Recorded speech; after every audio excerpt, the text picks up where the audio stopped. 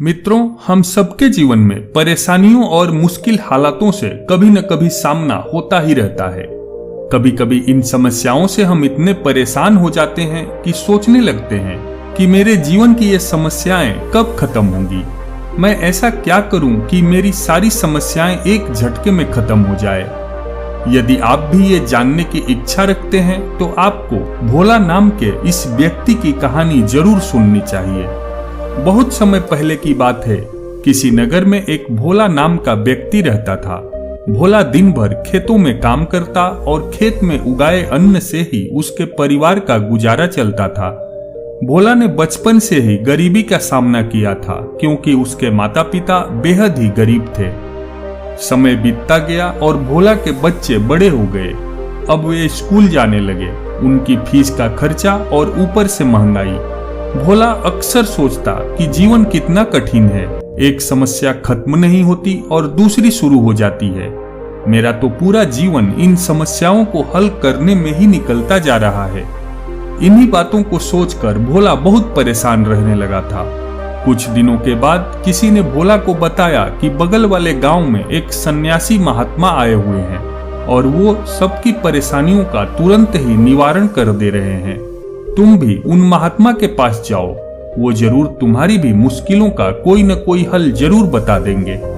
ये बातें जानकर भोला को लगा कि जैसे अंधेरे में उसे किसी ने रोशनी दिखा दी हो। वो अगले ही दिन उस साधु के पास पहुंचा और उन्हें सारी परेशानी बताई कि मेरी जिंदगी में परेशानियां कभी खत्म ही नहीं होती हैं। एक परेशानी खत्म होती है तो दूसरी शुरू हो जाती है। भोला की बातें सुनकर साधु महाराज हंसकर बोले, इतनी छोटी सी बात के लिए तुम इतना परेशान हो?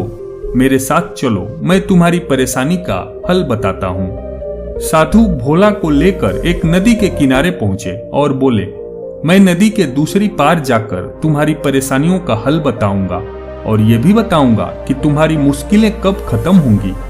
यह कहकर साधु नदी के किनारे खड़े हो गए।